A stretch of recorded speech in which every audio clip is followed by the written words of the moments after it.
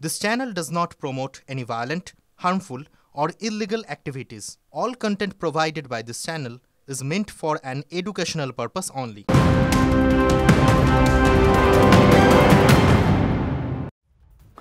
এই মুহূর্তের খবর, জিটিএ নিয়োগ দুর্নীতিকাণ্ডে হাইকোর্টের প্রশ্নের মুখে রাজ্য।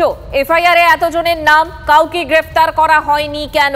আর কি প্রশ্ন করেছে আদালত? এই মুহূর্তে জানবো। আমাদের সঙ্গে রয়েছেন আমাদের প্রতিনিধি সিজার মন্ডল। সিজার, দেখো, জিটিএ নিয়োগ দুর্নীতি নিয়ে ইতিমধ্যেই রাজ্য একটি এফআইআর করেছে এবং সেই জায়গা থেকে বিচারপতি বিশ্বজিৎ বসু স্পষ্ট প্রশ্ন করেন যে বিধাননগর পুলিশ এখন পর্যন্ত সেই এফআইআর এর ভিত্তিতে কি পদক্ষেপ করেছে, কারণ এখন পর্যন্ত সেই মামলায় কাউকে কিন্তু গ্রেফতার করা হয়নি। অন্যদিকে এর আগে বিচারপতি সিবিআই কে একটি অনুসন্ধান করে তার একটি রিপোর্ট জমা দিতে বলেছিলেন। আজকে সিল করা খামে সেই অনুসন্ধান রিপোর্ট জমা দেওয়া হয় এবং সেই রিপোর্ট দেখে বিচারপতি সিটের যিনি প্রধান রয়েছেন এই নিয়োগ দুর্নীতি সংক্রান্ত মামলা সিবিআই সিটের যিনি প্রধান রয়েছেন অশ্বিন সিংভি, তার সঙ্গে কথা বলেন। অশ্বিন সিংভি দৃষ্টি আকর্ষণ করেন বেশ কয়েকটি পয়েন্টের জায়গা এবং সেইগুলোর যে পদক্ষেপ করা উচিত বলে মনে করেন এবং সেই জায়গায় দাঁড়িয়ে বিচারপতি বলেন রাজ্যকে উত্তর দেওয়ার একটা সময় রয়েছে, তারা সময় চেয়েছে, তারা উত্তর দিক। এবং কোথাও আজকের যা বিচারপতির যে মন্তব্য সেখান থেকে কোথাও একটা ইঙ্গিত মিলছে যে এই মামলাও কিন্তু সিবিআইয়ের হাতে যেতে পারে অদূর ভবিষ্যতে। ধন্যবাদ স্যার।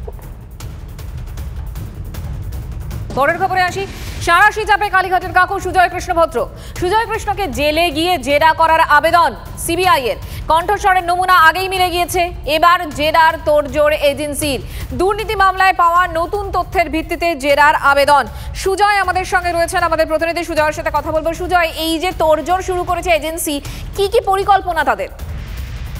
দেখো, এতদিন পর্যন্ত সুজয় কৃষ্ণ ভদ্রের বিরুদ্ধে তদন্ত চালিয়ে গিয়েছিল এনফোর্সমেন্ট ডিরেক্টরেট। তার কণ্ঠস্বরের নমুনা যে মিলে গিয়েছে সেটাও কিন্তু ইডির প্রাথমিক নিয়োগ দুর্নীতি মামলায়। এবার তাকে জেরা করতে চায় সিবিআই একই মামলায়, অর্থাৎ প্রাথমিক নিয়োগ দুর্নীতি মামলায় সিবিআই তাকে জেরা করতে চায়। যেহেতু তিনি জেলে রয়েছেন তাই জেলে গিয়ে জেরা করার আবেদন জানানো হয়েছে সিবিআইয়ের তরফ থেকে আলিপুর বিশেষ আদালতে এবং সেখানে তাদের কাছে বেশ কিছু নতুন তথ্য প্রমাণ এসেছে, তার ভিত্তিতেই তারা জেলে গিয়ে জেরা করতে চায়। ফলে সুজয় কৃষ্ণ ভদ্র একদিকে সিবিআই সেখানে ইডির কাছে কণ্ঠস্বরের নমুনা মিলে যাওয়া, আবার সিবিআই জেরার মুখোমুখি হওয়া।